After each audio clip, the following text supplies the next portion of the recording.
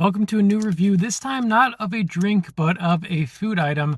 That's the KitKat Blueberry Muffin, if you can see there. I saw this at Walmart, thought it was interesting, so I thought I'd do my little review spiel here. It actually melted in my car, because believe it or not, it is hot enough in North Carolina in the winter for things to melt in your car, so I had to refreeze it. So if it's a little deformed after opening it, that's why. So let's get right into it.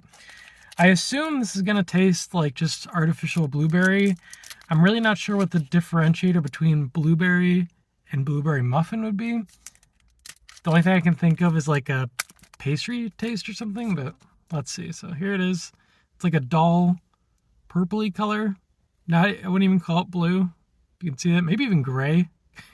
Kind of looks gray. Here we go.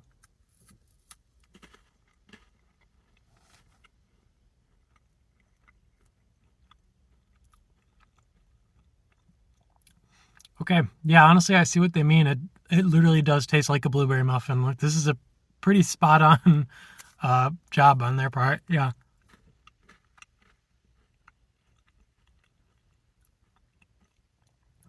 Yeah, that's crazy. That's weird. It really reminds me almost of like one of those Willy Wonka items where, Violet Beauregard, she gets like a whole meal in her mouth. That's literally what it tastes like.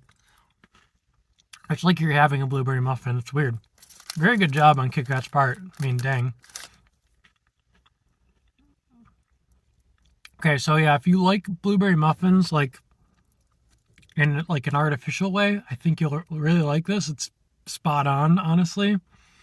I think blueberry muffins are pretty good. I'd probably give it honestly like a 7 out of 10. I was expecting it to be more of a lame interpretation of this, just like blueberry, but yeah, pretty spot on. Good job. It's like $1 or $2 at Walmart. That's what to look for. Right up by the front checkout.